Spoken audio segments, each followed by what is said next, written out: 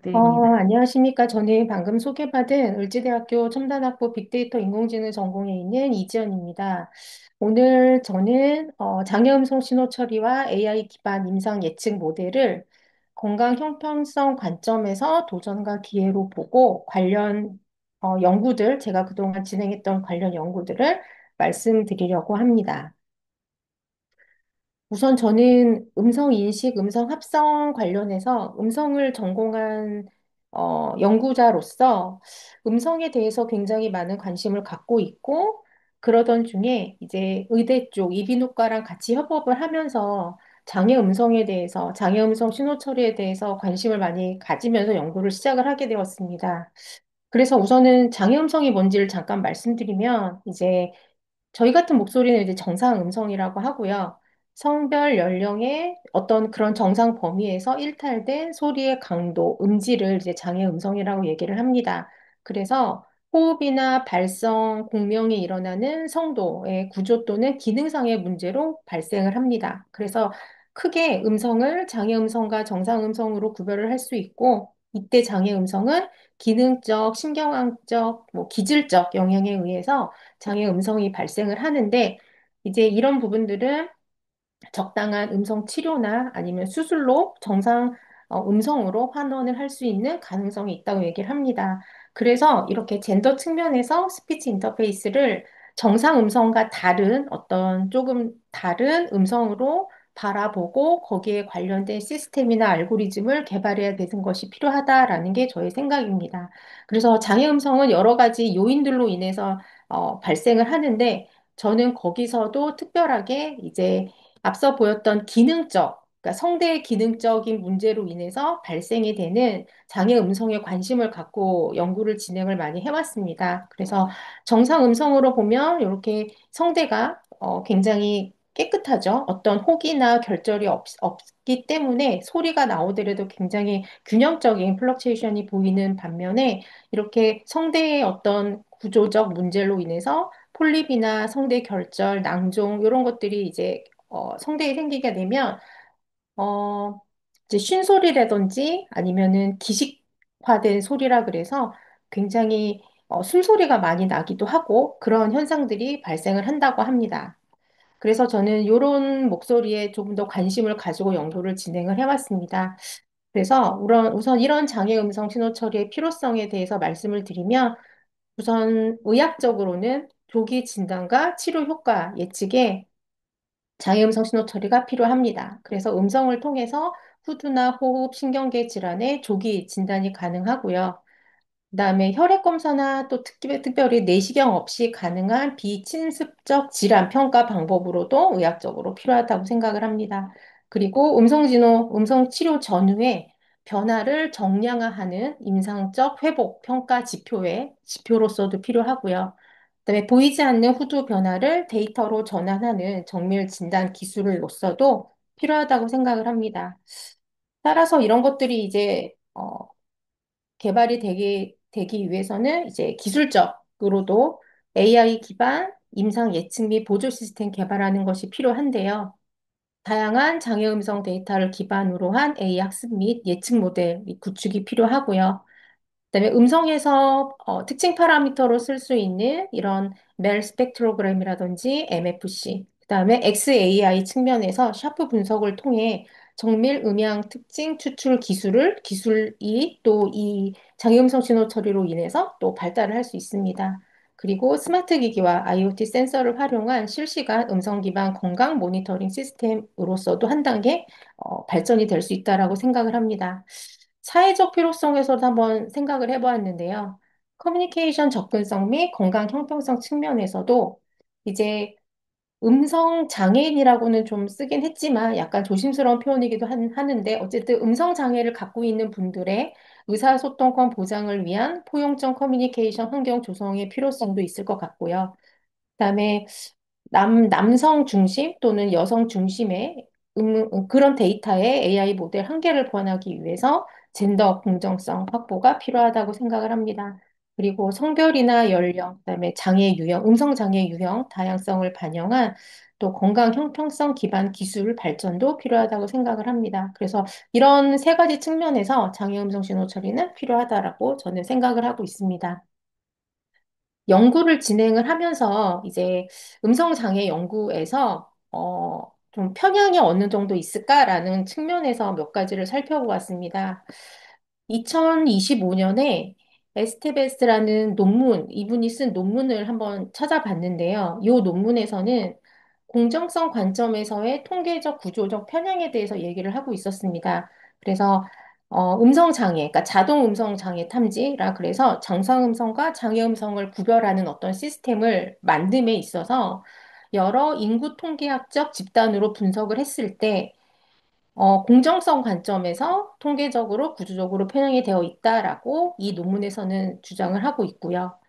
두 번째, 이제 이 노로스키 논문에서 2023년 이 논문에서는 진단 및 평가, 결정 단계에서의 편향에 대해서 좀 말을 하고 있는데 이 연구의 목적은 내가 이미 인종에 대해서 알고 있는 상태에서 음성 장애, 청취, 지각 평가에 어떤 영향을 미치는지 이런 것들에 대해서 이제 논문을 발표한 사례였습니다. 그리고 세 번째는 이제 환자 증언 경험이 배제되는 뭐 지식적 불공정 관점에서 편향이 있다라고 논문을 발표를 했는데요. 2022년에 이 해리스 논문에 보면 이제 음성을 듣는 경험을 가진 사람들, 즉 뭐 음성 치료사나 아니면은 이비인후과 의사도 되겠죠. 그런 사람들에게 발생하는 인식적, 지식적 불공정 지식을 제공하고 수용하는 맥락에서 부당하게 취급되는 경험. 그러니까 어 내가 이렇게 뭐 아프고 이렇게 발생했는데도 불구하고 이 음성치료사나 이비인후과 의사한테 제대로 수용되지 못하는 어떤 그런 경험을 또 분석한 그런 논문이 있었고요. 네 번째는 이제 치료 지원 도움 요청 단계에서의 낙인에 관련된 사례를 분석한 논문이었는데 2022년 요 논문이었습니다. 그래서 직업적으로 목소리를 사용하는 가수 및 배우자들 사이에서 음성 장애 관련 낙인이 존재하는지 그리고 그 낙인이 이제 도움 요청을 할 때 어떤 영향을 미치는지 이런 쪽으로 분석을 하는 이런 논문들이 있었습니다. 굉장히 그냥 다양한 관점에서 이 장애 음성 관련된 시스템뿐만 아니라 인지되는 어떤 그런 과정에서도 이제 나도 모르게 아니면 또 인지적으로 알고 하는 것도 있을 거고 그런 사이에서 편향이 어떻게 존재하는지 그런 굉장히 다양한 논문들이 있었습니다. 그래서 관련돼서 이제 이런 논문들을 통해서 제 연구에 어떻게 적용을 하고 어떻게 발전을 할 수 있을까를 한번 생각을 해봤는데요. 우선은 데이터 모델 수준에서의 시사점입니다. 그러니까 공정성은 단순한 이제 어떤 정확도의 문제가 아니라 문제도 있지만 이제 집단 간의 어떤 오류율에 있어서의 균형 문제입니다. 그래서 모델 학습지는 항상 성별이나 연령대별 데이터 불균형과 그다음에 측정 특성을 반드시 표준화시켜야 된다라는 거, 교정을 해야 된다라는 거. 그 다음에 임상 예측 모델, 뭐 로지스틱 회계나 MLP 등 전체 성능뿐만 아니라 뭐 집단별 민감도, 특이도, 그 다음에 칼리브레이션을 서로 병행 평가해야 된다라는 점에서 시사점이 있었고요. 또 XAI 측면에서 샤프 해석 시 이제 그 인종별, 그다음에 개인별의 어떤 기여도 편차를 점검을 하면 모델의 구조적 평양을 탐지할 수 있겠다라는 점에서 저는 시사점을 얻을 수 있었습니다.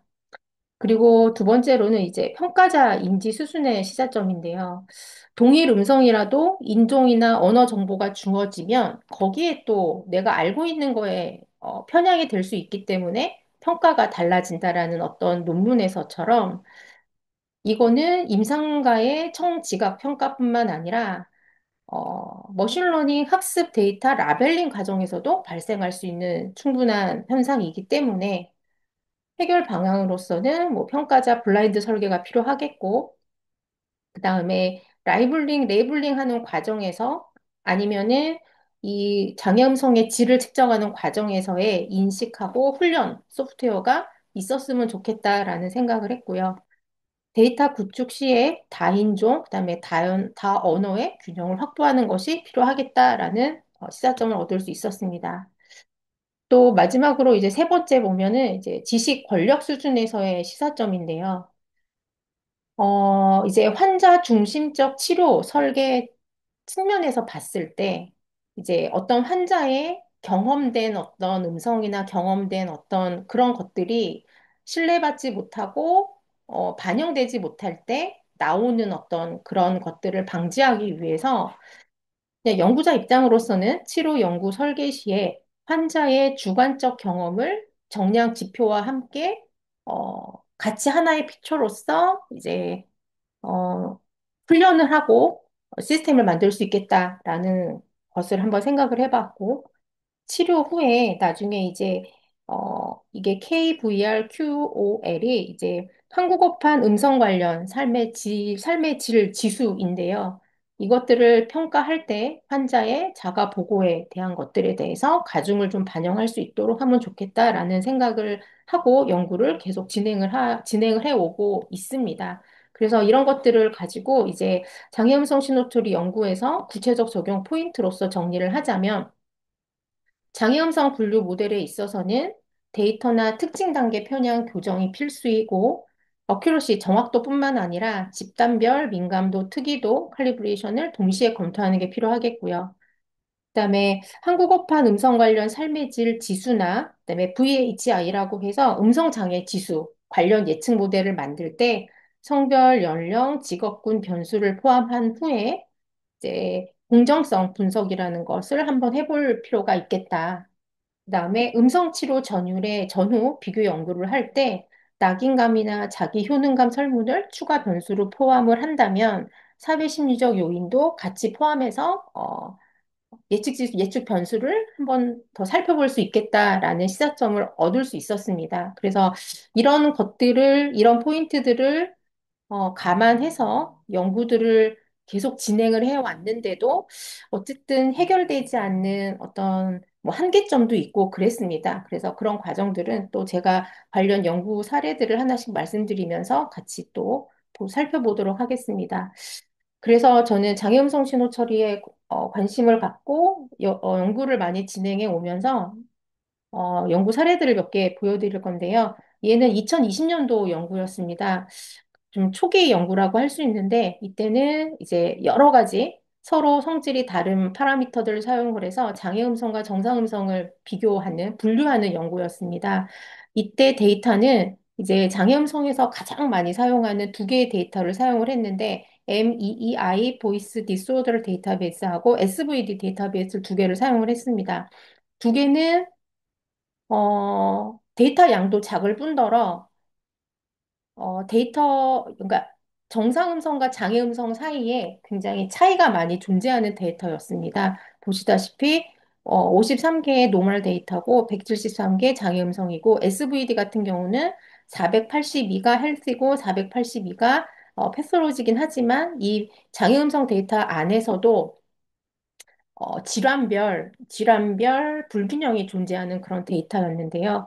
관련돼서 이제 연구를 해본 결과 그나마 SVD 같은 경우는 균형이 되었다라고 하는 측면에서는 제일 잘 나온 게 73% 분류가 보인 데 반해서 MEEI 같은 경우는 53하고 173 그러니까 굉장히 차이가 많이 나잖아요. 여기서는 어쨌든 편향이 있기 때문에 99.3이라는 높은 수치를 보였습니다. 그래서 이 연구에서는 이 안에서의 여성이나 남성의 편차는 보진 않았지만, 그러니까 데이터 사이에서 큰 틀에서 장애음성하고 정상음성을 분류를 할 때 데이터의 불균형이 이런 결과를 초래한다라는 것을 볼 수 있는 연구였습니다. 그래서 두 번째 연구에서는 이제 어, 보이스 디스오더를 구별하기 위해서 이제 스모트라는 방법을 이용을 해서 딥러닝 전에 전처리 과정으로 스모트라는 방법을 이용을 했는데 이 스모트라는 방법은 데이터 불균형이 있을 때 데이터를 오버샘플링해서 데이터의 수를 맞춰주는 하나의 전처리 과정입니다. 그래서 원래는 클래스가 균형적이지 않은 데이터 셋이었는데 얘를 오버샘플링 중 방법 중에 하나인 스모트라는 방법을 사용을 해서 데이터를 서로 균형을 맞춘 후에 이제 딥러닝을 적용을 해서 장애 음성과 정상 음성을 이제 분류하는 그런 연구였는데요. 제가 제안된 방법의 결과가 이제 다른 방법들보다 조금 더 한 3%, 2에서 3% 정도 많이 향상이 된 걸 볼 수 있었습니다. 그래서 데이터의 불균형이 있으면 이런 식으로 일부러 데이터 전처리 과정에서 오버샘플링이라는 과정을 거쳐서 데이터의 균형을 맞춘 다음에 실험을 하는 것도 하나의 방법이다라는 것을 보여주는 연구입니다. 세 번째는 이제 파일럿 스터디로서, 장애 음성에서 이제 음성 치료를 할 때 그 음성 치료에 가장 영향을 많이 미치는 파라미터가 무엇일까라는 것에 대한 연구였습니다. 그래서 이때 연구부터는 한 2023년 정도 연구인 것 같은데요. 이 연구부터는 이제 저희가 을지의대 이비인후과 쪽에 정화라 교수님 연구팀하고 같이 협업을 하면서 을지의대 이비인후과에 있는 데이터, 음성장애 데이터를 사용을 해서 연구를 진행을 했습니다. 그래서 그때는 이제 데이터 샘플이 많지 않았기 때문에, 딥러닝 방법은 사용하지는 못했고요. 여성과 남성 남성을 각각 구분을 한 다음에 그 집단에서 음성 치료에 가장 많이 영향을 많이 미치는 파라미터가 무엇일까라는 것을 보기 위한 그런 연구로서 진행을 했고요. 어, 여기 보면 그래서 여러 가지 변수들이 많이 사용이 됐고 거기서도 예측 파라미터 중 음성 치료에 가장 영향을 많이 미치는 파라미터가 여성인 경우는 쥐터, 그다음에 남성인 경우는 어, 남성인 경우는 네, 이 MPT라는 파라미터가 음성 치료에 있어서 영향을 가장 많이 미친다라는 것을 이제 알려준 그런 연구였습니다. 네 번째는 이제 음성 장애 지수를 관찰함에 있어서 음성 장애 지수에 어떤 파라미터들이 이제 치료 효과를 가장 많이 보일까라는 것을 연구 목적으로 해서 실험을 진행을 해봤는데요. 이때는 보니까 66명의 여자 데이터가 있었고 36명의 남성 데이터가 있었습니다. 그래서 얘도 각각 집단에서 이 머신러닝 모델을 적용하기에는 어려움이 있어서 우선은 얘는 여성과 남성의 성차는 보진 않고 그냥 전체적인 틀에서 음성장애 지수가 그냥 어떤 파라미터에 영향을 주는지 그런 것들만 보기 위해서 연구를 진행을 했습니다. 그래서 따로 여기서는 뭐 여성의 목소리나 이런 것들보다는 그냥 음성 장애 지수, VHI라는 측면에서 보는 것 때문이라도 그냥 같이 진행을 했는데요. 여기서는 뭐 보시면 수술 여부가 가장 영향을 많이 미치는 걸로 그렇게 결과가 나왔습니다. 다섯 번째 연구 같은 경우는 이제 한국어판 음성 관련 삶의 질을 기반으로 해서 음성 치료 예후 예측을 위한 파라미터 도출에 관한 연구였는데요. 여기서도 음, 남성과 여성 데이터가 어, 좀 불균형했습니다. 여성이 64명, 남성이 35명. 그래서 여기서도 여성과 남성에 대한 차이는 추후에 좀 데이터가 많이 모아진 다음에 보자라고 하고 그냥 전체적인 측면에서 음성 관련 삶의 질과 음성 치료 예후 예측에 대한 관련을 그냥 보는 그런 연구로 진행이 되었습니다. 그래서 여기 보시면 로지스트 회계 결과가 성별, 그 다음에 성대 수술 여부, 음성 훈련 여부가, 어, 그 음성 치료 예후 예측에 이게 영향을 많이 미치는 걸로 나타났기 때문에 이 연구 같은 경우는 추후에 여성과 남성을 따로 집단을 구분하고 그 사이에서 한국어파 음성 관련 삶의 질이 음성 치료 예후 예측이 얼마나 차이가 있는지를 꼭 봐야 된다라는 어떤 그런 유의미한 결과를 보는 걸로 결론을 냈습니다. 그리고 이 과제는, 이 연구는 제 밑에 이제 박사과정 친구가 하는 연구인데요. 성대결절 아동의 자기 점검을 위한 음성 오남용 점검 어플리케이션 개발 연구입니다. 그래서 관련돼서 어플리케이션을 어떻게 기획할 것인지는 이제 논문에 다 나왔고, 지금 이제 개발을 하는 단계인데요. 성대결절 아동이 이제 내 목소리를 좀 좋아지게 하기 위해서 집에서 어떤 훈련을 해야 되는지를 점검하기 위해서 좀 재미있게 나타냈습니다. 그래서 오늘의 목소리 퀴즈를 잘 풀면 용돈을 주고, 오늘의 목소리에 대해서 뭐 연습을 하거나 뭐 이러면은 용돈을 주고 하는 것에 의해서 자꾸 이제 내 목소리의 훈련과 관련된 것을 자꾸 촉진시키는 그런 것들을 마련해 놨고, 그다음에 체크리스트 보면은 오늘 내 목소리의 어떤 여러 가지 점수들, 그다음에 시각적으로 오늘의 내 목소리가 얼마나 변화했는지 이런 것들을 같이 보는 것에 의해서 어플리케이션을 개발하려고 지금 열심히 하고 있습니다. 그리고 이거는 이제 제가 앞으로 할 연구에 대해서 말씀을 드리기 위해서 페이지를 하나 넣어놨는데요. 이제는 다 아시다시피 LLM이 굉장히 화두가 많이 되고 있죠. 그러면서 이 장애음성 연구에서도 LLM 모델을 통해서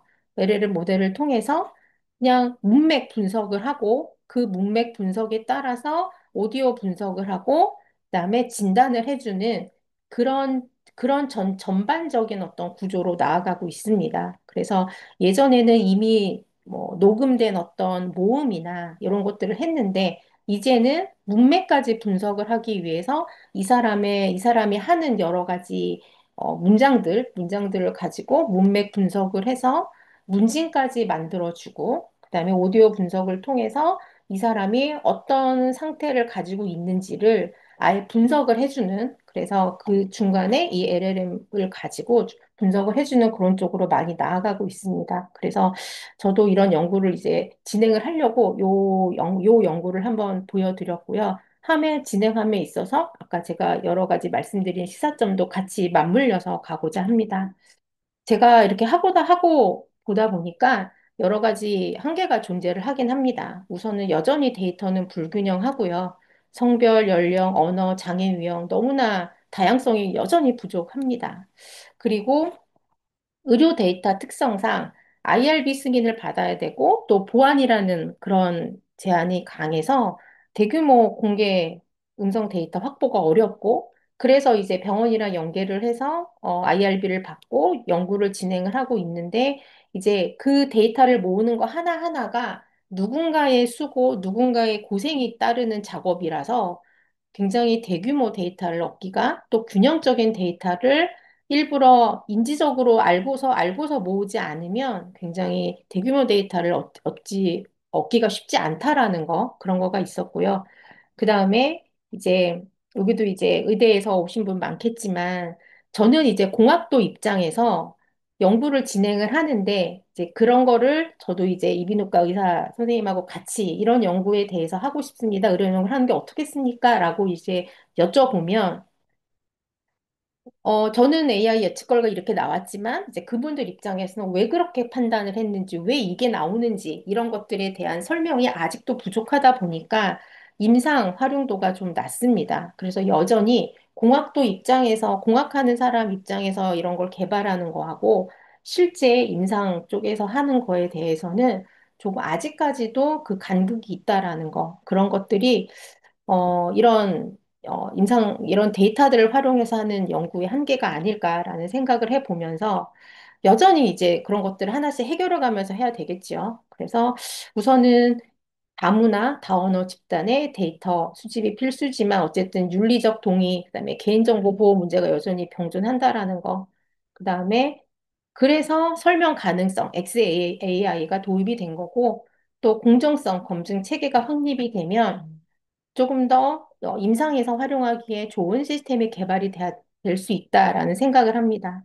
그리고 마지막으로 말씀드렸듯이 제가 아무리 좋은 시스템을 개발을 해도 현장 의료진의 워크플로우에 통합되지 않으면 현장 활용이 어렵습니다. 그래서 계속 서로 얘기하면서 소통하면서 서로에게 도움이 되는 시스템을 만들어야 되지 않을까라는 생각을 합니다.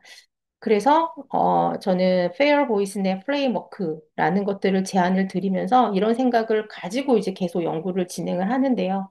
공정성, 그다음에 설명 가능성, 그다음에 포용성 이런 것들을 통합한 장애음성 AI 시스템이 만들어져야 되지 않을까 싶습니다. 그래서 제일 처음에 데이터가 밸런싱이 되어지고 그다음에 XAI, 익스플레이너블 모델이 만들어지고 그다음에 환자의 피드백이 계속 들어올 때 이런 것들이 선순환될 때 좋은 시스템이 만들어지지 않을까라는 생각을 합니다. 그래서 마지막 슬라이드인데요.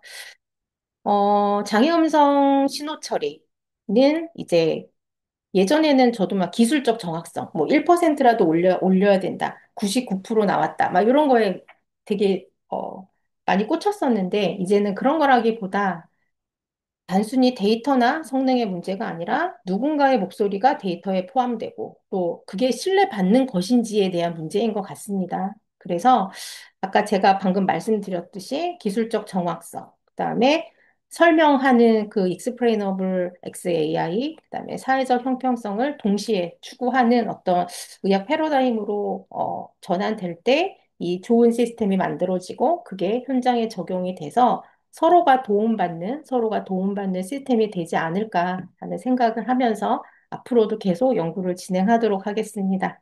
네. 제 발표는 여기까지입니다. 경청해 주셔서 감사합니다.